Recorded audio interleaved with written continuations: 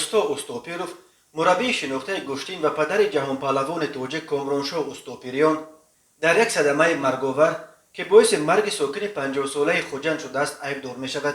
این صدمه شام دوم دکامبر در شورای دوشنبه خوجند چنوق در حدود جماعت یاوه نویه باباجان غفور رخ داده است. و گفته مقامات اوستا اوستوپیروف راننده ماشین کیا اسپورتیج از بی احتیاطی ساکن خوجند بهرام حاجیف را زیر کرده است.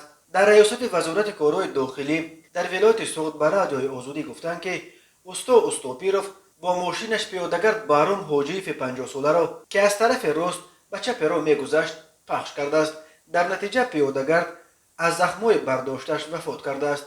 خبرنگار رادیوی آزادی فرزان محمدی میگوید در راهی که صدمه رخ داده است علامت راه پیادهگرد دیده نمی شود و معلوم نیست که بهرام حاجیف چرا از این قسمت راه عبور کرده است. خبرنگار رادیوی آزادی روز 15 دکامبر با اوستا اوستوپیروف در منزل زیست شخص ففتیده واخورد. اوستوپیروف با نیت رساندن کمک به خانواده قربانی صدمه و دعا خواندن در حق او آمده بود.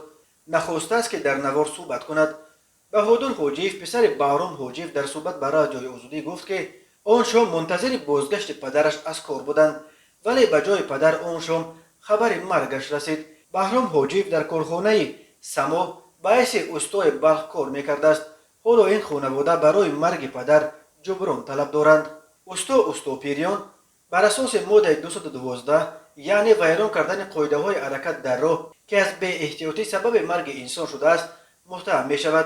این بند قانون همچون جزا از 3 تا 5 سال زندان را پیش بینی می کند ولی معمولا در صورت به افاقه رسیدن جانب راننده گناهکار با نزدیکان قربانی صدمه قضیه تا به دادگاه بردن نمی شود.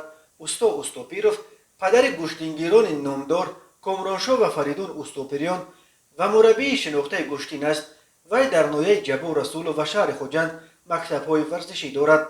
راه‌های تاجیکستان از لحاظ صدمه‌ها راه‌های خطرناک به شمار می‌روند. در عموم هر سال بر اثر صدمه‌ها در راه‌های جمهوری صدها نفر هلاک یا مجروح می‌شوند. در سال 2020 بر اثر صدمه‌ها در راه‌های تاجیکستان 375 نفر به هلاکت رسیده، بیش از 1200 نفر معیوب شدند.